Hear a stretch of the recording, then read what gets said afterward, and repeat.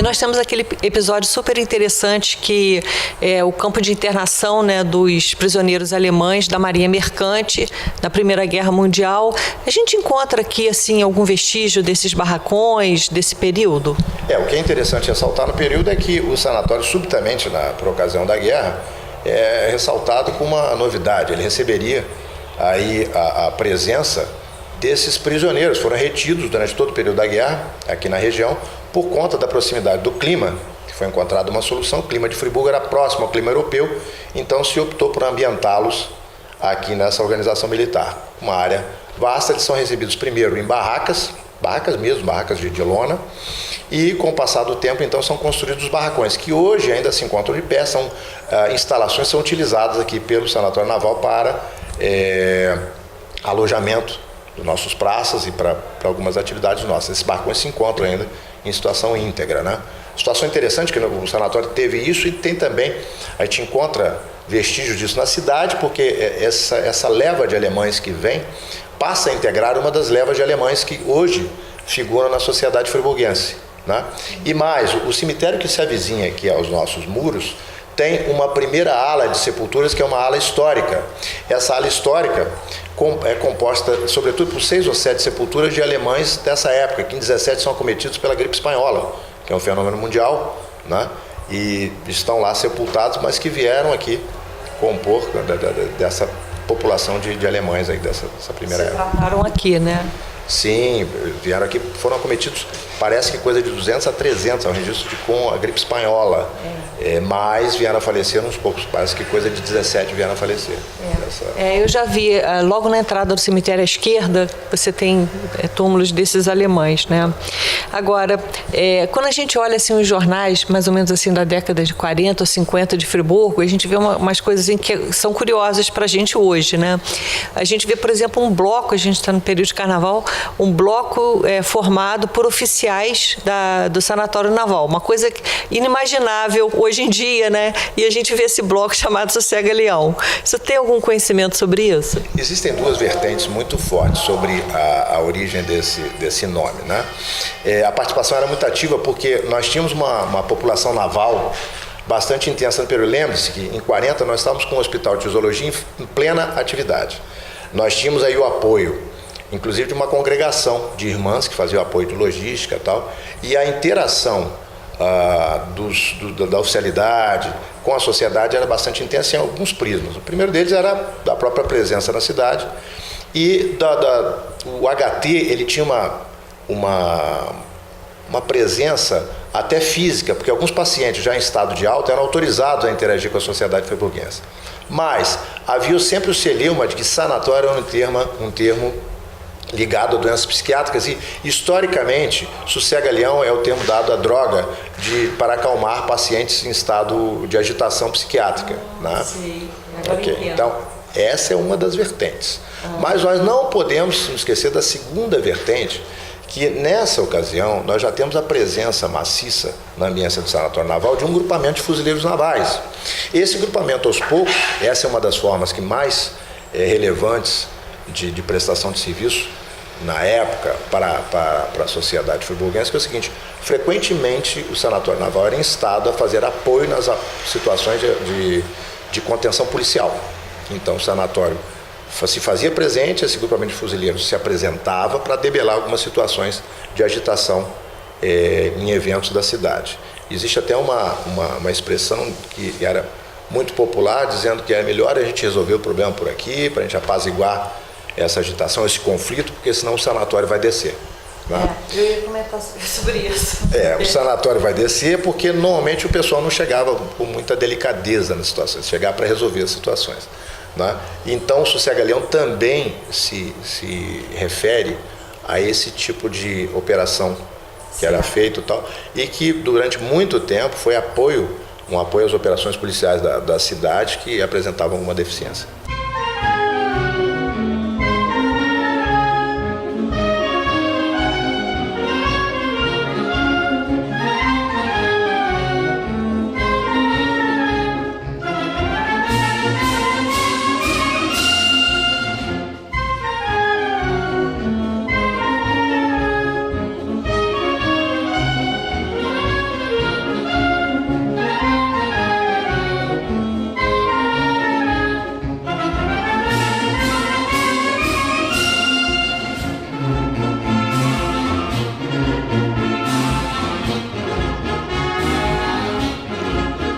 Barbosa, veranista habitué em Nova Friburgo, fez uma brilhante defesa contra a instalação de um sanatório de beribéricos no coração da cidade salubre. No Jornal Diário de Notícias, de setembro de 1889, Rui Barbosa escreveu protestando contra a aquisição do Instituto Hidroterápico pela Marinha, pois contrariava a população permanente e flutuante de Nova Friburgo, ameaçando-a na sua salubridade. Essa carta de Rui Barbosa contra a aquisição do Instituto Hidroterápico ficou conhecida na imprensa como o Beriberi em Friburgo. Ao nobre ministro da Marinha, vimos endereçar hoje uma petição em nome do povo de Nova Friburgo e dessa parte seleta dos habitantes do Rio de Janeiro, que atualmente procura nas amenidades daquele bom clima refúgio precioso contra as inclemências do verão nesta capital. Somos o eco rigorosamente exato das apreensões sobre que se acham quase aterrados os habitantes daquela região, digna, por mais de um título, de especiais atenções por parte do governo. Tivemos a franqueza de reprovar essas medidas. Contrariaram seriamente os da população permanente e flutuante de Friburgo, ameaçando-a na sua salubridade. A presença da marujada desenvolta, sem freio possível de disciplina, nem repressão policial exequível, nas condições do lugar e nas relações inevitáveis desses hóspedes para com ele, tem sido um elemento de insegurança, desordem e alvoroço entre os hábitos morigerados e pacíficos daquele povoado, promovendo cenas inquietadoras, alterando a tranquilidade patriarcal daqueles sítios e trazendo as famílias em contínuos receios, justificados por incidentes que se multiplicam e engravecem com o decorrer do tempo. É o caso estar se negociando por parte do governo a compra do estabelecimento Éboli, cujas duchas são um dos atrativos capitais à corrente, que todos os anos se dirige para ali em procura de ares e banhos medicinais. A inserção da enfermaria naval do centro do povoado seria para ele verdadeira calamidade. Alterar-se-iam com essa inovação deplorável todas as condições de paz, higiene e recato que constituem o principal encanto daquela estação de saúde e fazem dela esse doce abrigo remansoso e abençoado para os que carecem de pedir à natureza, em regaços como aquele, restauração das forças do espírito e do corpo. Friburgo, despojado de seu Instituto Público de Hidroterapia e habitado pela Maruja, não seria mais Friburgo. Toda a população adventícia, que o cobiça 6 meses em cada ano, desertaria. Parte da indígena ver-se-ia obrigada também a abalar pouco a pouco, e o resultado seria a decadência, a ruína, a extinção daquela colônia formosa e prestantíssima em breve tempo, se de pronto lhe não acudissem com um remédio reparador.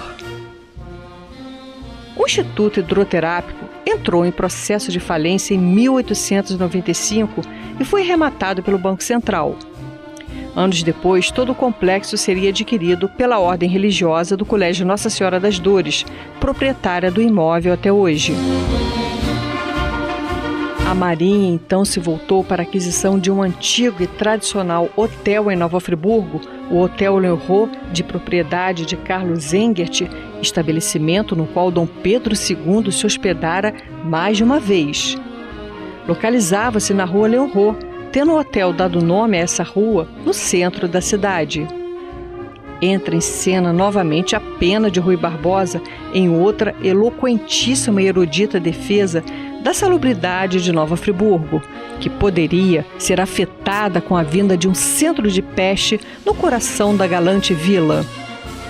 O beriberi era conhecida à época doença infecto-contagiosa e, portanto, transmissível. Hoje sabemos que não é contagiosa. O estabelecimento de um hospital no centro da cidade seria a extinção de Friburgo, argumentou Rui Barbosa, e, mais uma vez, o advogado impede a vinda do sanatório naval para Nova Friburgo. Anda com efeito estes dias outra vez o Ministério da Maria em diligências para dotar Friburgo de um bem organizado centro de peste. Variou apenas a escolha do Instituto Éboli para o Hotel Leonrot. Aquela singela casaria não é só o albergue dos hóspedes que a ocupam. é o refúgio comum de todos os veranistas nas horas menos frescas da estiagem por aquelas serras. Ora, aí está o que se imagina transformar agora numa estação mata-lotes e num viveiro permanente de epidemia.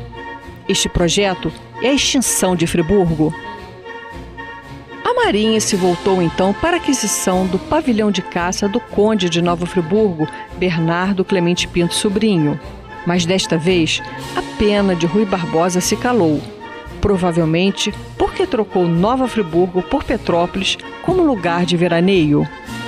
A população em geral e a Câmara Municipal não estavam nada satisfeitas com aquela aquisição pela Marinha.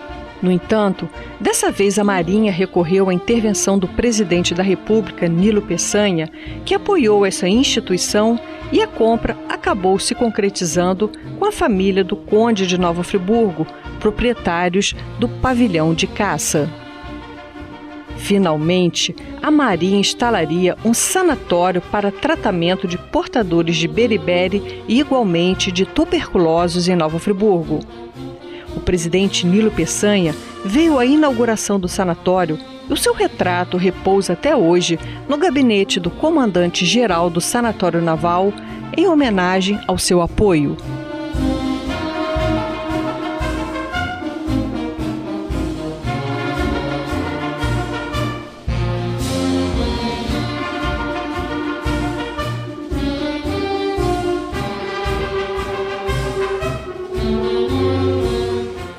Já que o senhor tocou nesse assunto, né, o sanatório vai descer. Era uma expressão assim que havia aqui em Friburgo. E eu já entrevistei assim alguns industriais, exemplo de Richard Ince, né, que era um executivo da Rendas Arp, e ele falava que sempre havia questões envolvendo greve. Nós estamos em 1940, as indústrias são instaladas aqui em 1911, então a gente já tem um movimento sindical muito forte em Friburgo. Então o Sanatório Naval também dava esse suporte, né, vamos supor, na segurança, nessa logística de segurança à cidade, né? Sem dúvida, e há que se ressaltar, sobretudo nessa presença industrial forte que a cidade de Nova Friburgo possui e a distingue, digamos assim, no estado do Rio de Janeiro, ainda até hoje, que em 1932 nós tivemos a segunda presença de um mandatário da nação, o presidente Getúlio Vargas, na cidade. Mas ele não vem porque acha a cidade de Nova Friburgo aprazível, né, ou bela. Ele vem porque, dando apoio à sua política trabalhista, ele percebe que a emergência do movimento trabalhista na cidade. Então ele faz visita a várias instituições trabalhistas na cidade e sobretudo, ele participa aqui de um almoço no Sanatório Naval, mas ele circula pela cidade em 32. É a primeira visita, ele faz 2 visitas à cidade. Em 32 essa visita é bastante documentada, mas isso ressalta esse aspecto de participação industrial e trabalhista da cidade de Nova Friburgo, com essa presença iminente de um presidente da República motivado por essa participação ativa. Mas ressalte-se aí que sim, havia todo um apoio que o Sanatório Naval prestava e também em outros aspectos. Nós temos aqui dentro uma escola. Essa escola nasceu de uma demanda da direção em abrigar filhos de servidores aqui, militares e civis, que aqui compunham, né? E posteriormente, ela hoje é uma escola estadual, que recebe o nome de Marcílio Dias, do Imperial Marinheiro Marcílio Dias, que é o nome também da praça, que muitos dizem que é do Sanatório Naval, mas isso pode ser um tema para uma outra pergunta. E a gente vê que também a interação com a sociedade se dá nesse plano de apoio, até mesmo educacional. O senhor citou a questão do Getúlio Vargas. Me parece que o Estatuto da Sociedade Humanitária dos Operários, que era muito forte, né, em Friburgo na época, dizem que ele utilizou o Estatuto, não há comprovação ainda, para a CLT, né, como base para a CLT. Na verdade, o movimento sindical dos ferroviários também ainda era muito forte nessa época, e esse Estatuto da Sociedade Humanitária dos Operários era muito baseado nesse movimento sindical dos ferroviários. Então ele esteve aqui no Sanatório Naval, isso eu acho que é por conta já dessa emergência sindicalista aqui em Friburgo no período, né? A presença, eu não acho, a presença dele na cidade de Nova Friburgo, há registros de que ele vem à cidade motivado pela emergência dos movimentos trabalhistas na cidade. Isso é inequívoco, né? Isso para mim parece bastante claro. vem ao Sanatório Naval como a única instituição federal da cidade. Aqui é recebido, aqui é feito toda a parte protocolar de recepção ao presidente da República. Aí sim, com presença de autoridades governamentais do município, de várias instâncias do estado e do município. E daqui ele parte para, então, a sua missão de visitação e tal. Ele é assessorado. Existe uma foto, talvez vocês tenham um registro dela, que é bastante divulgada aqui no âmbito do Sanatório Naval, onde ele está com várias representações governamentais e até de pessoas ilustres, insígnias da cidade. Certo. Nós temos também um episódio que é sempre citado, né, o Sanatório Naval, é a questão do prefeito Demirval Barbosa Moreira, não sei se eu tenho conhecimento, já na época da década de 60, né, por ocasião da emergência também do comunismo, ele foi detido aqui também pelo Sanatório Naval. Então a gente percebe que o Sanatório Naval inicialmente tem essa função, né, de saúde, mas aos poucos ele vai interagindo, né, e participando dentro do processo político da cidade, né? Não, sem dúvida. Eu acho que como instituição federal, que é representada por uma organização de marinha na área, não há como fugir de todas as responsabilidades que recaem sobre organizações federais no município, né? Eu vi algum registro disso sobre uma possível detenção do prefeito aqui, mas a nível de Sanatório Naval eu não tenho comprovação disso, né? Eu vi sim relatos, mas eu não tenho esse tipo de registro, né? Agora, seria razoável supor, obviamente é uma suposição, que toda e qualquer movimentação federal a nível de Brasil recebesse o suporte do Sanatório Naval, mas é apenas uma suposição, nós não temos registro histórico nos nossos arquivos que possam corroborar isso. Certo. E o senhor citou a questão da praça, que a praça não seria Marcílio Dias. Como é que é essa história? Essa história é interessantíssima, né? O Sanatório Naval sempre fez vários eventos, né, cívicos sociais na Praça Marcílio Dias. Em 1958, ele é instado e faz a doação de um busto, isso é efetivo, a Marinha doou um busto, que lá está até hoje, do Imperial Marinheiro Marcílio Dias. Tem uma história muito gloriosa, é um herói nacional, dá nome ao nosso capitânia da saúde, que é o Hospital Naval Marcílio Dias, onde ele teria, na Guerra do Paraguai, ele participou ativamente na defesa do pavilhão nacional, onde ele finalmente é abatido, mas ele teria lutado ferrenhamente com o Paraguai, teria vitimado alguns, mas ele vem a falecer defendendo o pavilhão nacional. Então ele é um símbolo de valentia e heroísmo no cenário naval brasileiro. A Marinha, então, doa em 1958 esse busto, a praça que leva o seu nome. Efetivamente já fez algumas cerimônias do Dia do Marinheiro, tal, naquela praça. Ultimamente a gente até não tem feito, mas já sediamos lá, eu tenho registro disso, né? Mas historicamente dizem que a Praça é da Marinha e que a praça teria uma dimensão enorme, não pode ser tocado, porque como é uma praça da Marinha, federal, tal.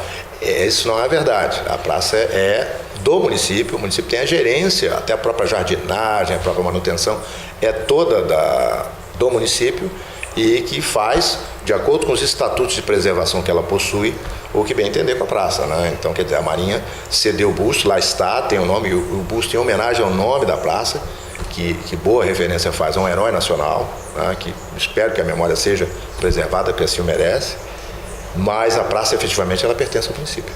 Certo. E com relação a esse prédio que nós estamos aqui hoje, né, que é o prédio da Marinha do Brasil, a gente fala Sanatório Naval, mas é a Marinha do Brasil, né, já que não cumpre mais essa função de ser um hospital, né, para tuberculosos. Esse prédio é tombado pelo INEPAC e me parece que vocês estão fazendo algumas restaurações aqui. E o senhor citou alguma coisa sobre o telhado, sobre a firma, a datação que o senhor dá a esse casarão, porque ele é meio polêmico, né? Eu não diria que seja polêmico. O que se sabe, o fato histórico registrado e amplamente difundido, é que era a casa de caça do Barão Nova Friburgo, que a construção teria sido finalizada em 1890, quando era inaugurada, e que a Marinha do Brasil vem adquirir para ser o seu sanatório naval em 1910. Ponto. Algumas considerações são cabíveis. A gente está fazendo agora um trabalho de reparação do telhado, é uma obra de reforma no telhado, que ela é absolutamente pertinente, dada ao grande tempo que esse telhado tem, e algumas estruturas que merecem ser repostas, né? E aí surgem algumas dúvidas, porque a gente verifica que algumas telhas retiradas aqui são posteriores à data final. Então, não há um registro histórico de que o telhado tenha sido todo reposto por ocasião da assunção da Marinha aqui. E a empresa que produziu essas telhas, a sua data de fundação é 1899. Então, se o casarão data de 1890, as telhas teriam sido outras. Eu não encontrei até agora, nós já tivemos 60%, 70% da obra concluída, em uma telha anterior a essa, né? 9 anos depois não faria a reposição das telhas, né? Telhado, isso é interessante. Um outro aspecto que é bastante difuso é que o Barão de Nova Friburgo ele vem a falecer por volta de 1892, pouco depois de 1890. Existem relatos de uso dele efetivamente como pavilhão de caça. Então, acho pouco provável que ele tenha usado tão pouco tempo o casarão por ele construído.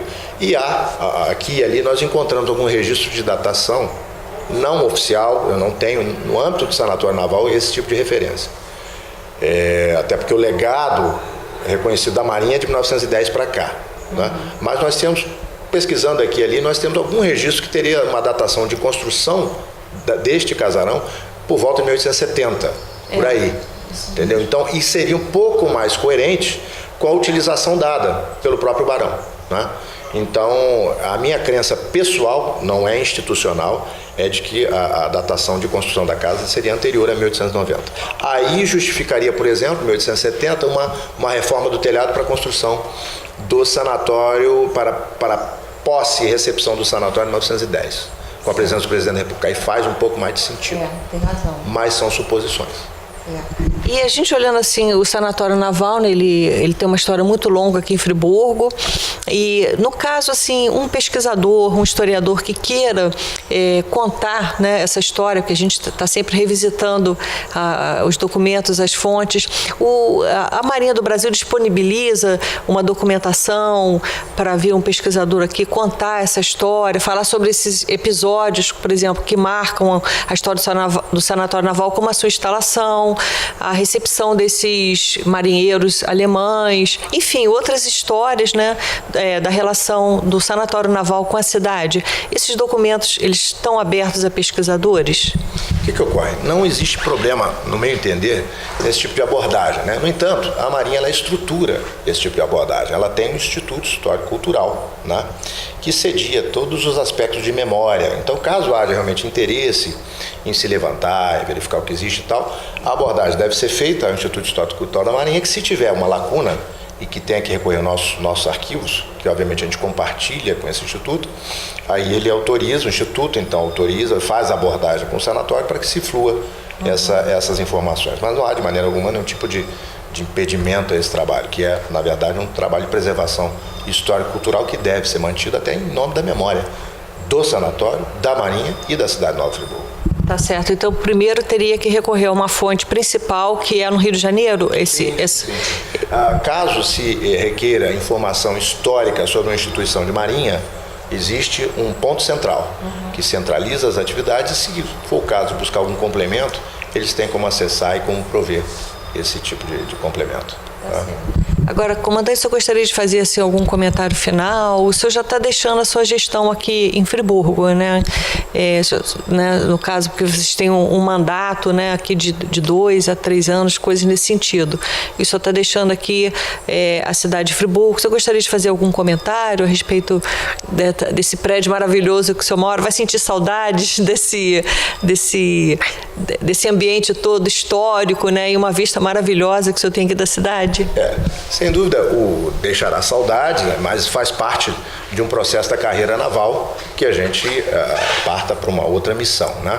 O Sanatório Naval hoje, ele perdeu aquela sua atribuição histórica de trato, de internação, mas ele permanece ainda com uma relevância no cenário naval e também no cenário da cidade. No cenário naval, nós somos responsáveis pela jurisdição de 195 municípios, de toda a parte de saúde. Então, nós hoje somos instados, se há, por exemplo, pacientes que se internam numa cidade do interior de Minas, que são dependentes do sistema de saúde da Marinha, eles têm que se reportar aqui para que a gente possa, então, tomar a atitude que seja mais conveniente no trato de saúde desse paciente. Então, o Sanatório Naval hoje ainda possui no nível de gestão do sistema de saúde da Marinha, uma importância bastante grande.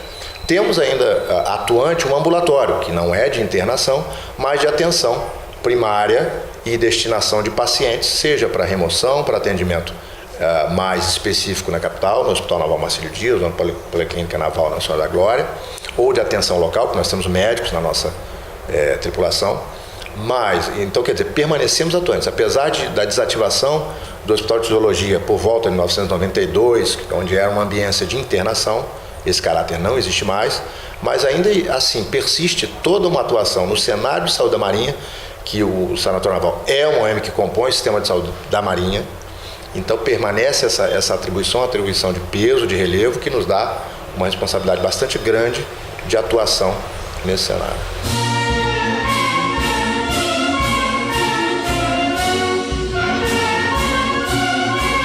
Em 30 de junho de 1910, o Sanatório Naval foi inaugurado em Nova Friburgo. Instalado no pavilhão de caça do Conde de Nova Friburgo, era cercado de extensa mata que compreendia 196 alqueires.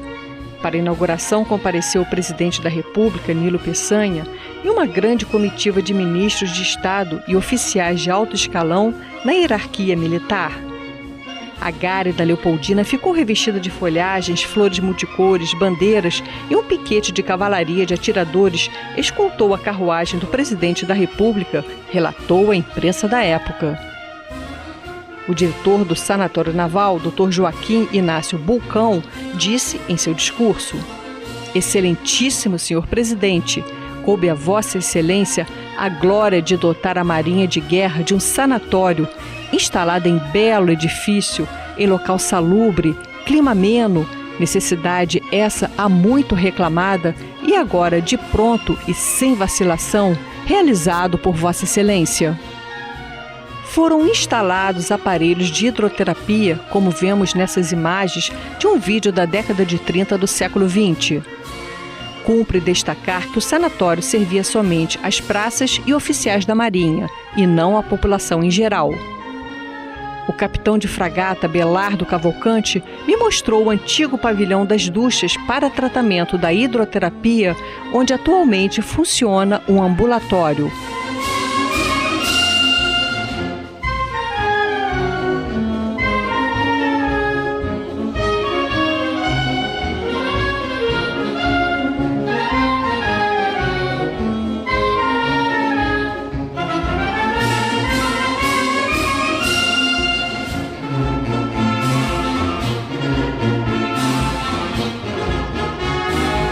A partir do ano de 1933, a prioridade volta-se para a tuberculose.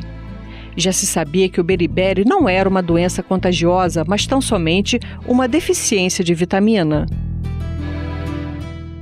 Em 18 de fevereiro de 1936, foi inaugurado o Hospital de Tuberculosos. Desde então, os oficiais e praças da Marinha passaram a levar a alcunha de HT entre os friburguenses, ou seja, oriundos do Hospital de Tuberculosos.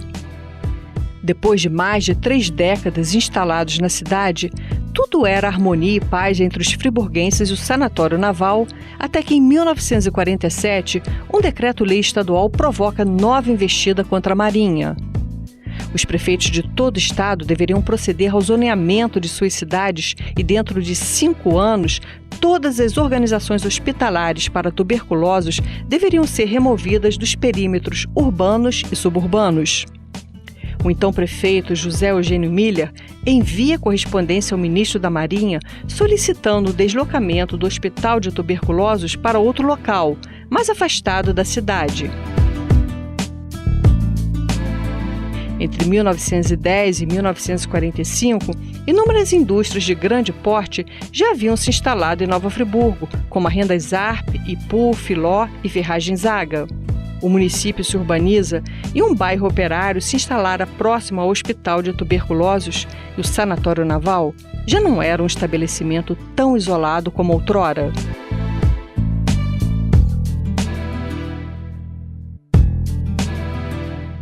Inicia-se uma verdadeira cruzada na cidade contra a peste branca, assim chamada tuberculose, removendo pensões que recebiam portadores dessa doença e promovendo seu isolamento do centro da cidade.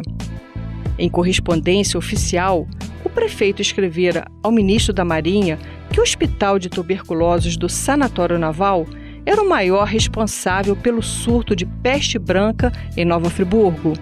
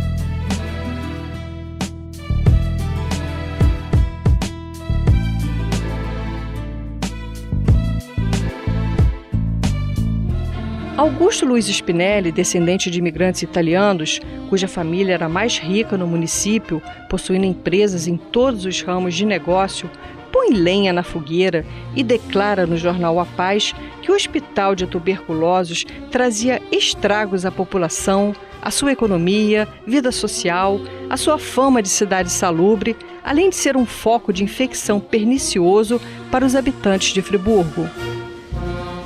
A direção do Sanatório Naval reagiu, declarando que essa instituição fomentava a economia local, adquirindo gêneros no comércio, e lembrou que antes do Departamento de Tisiologia ter sido instalado em Nova Friburgo, a cidade já era habitada por centenas de tuberculosos.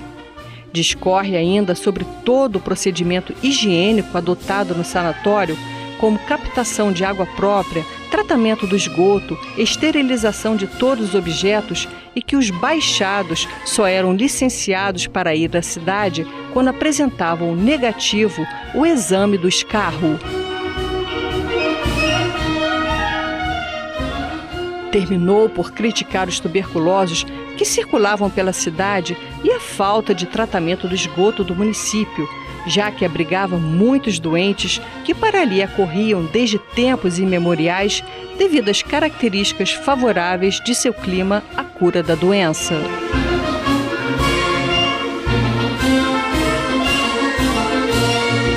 O comandante do sanatório tinha razão. À época, muitos friburguenses alugavam quartos a tuberculosos que vinham para o município se tratar para fazer uma renda extra, já que os hotéis se recusavam a receber tais hóspedes.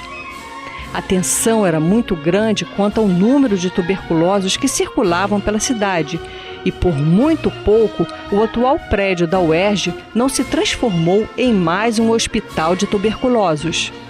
O debate entre o comandante naval e Augusto Spinelli ocupou a imprensa por longo período, e a Marinha manteve o hospital de tuberculosos em suas instalações.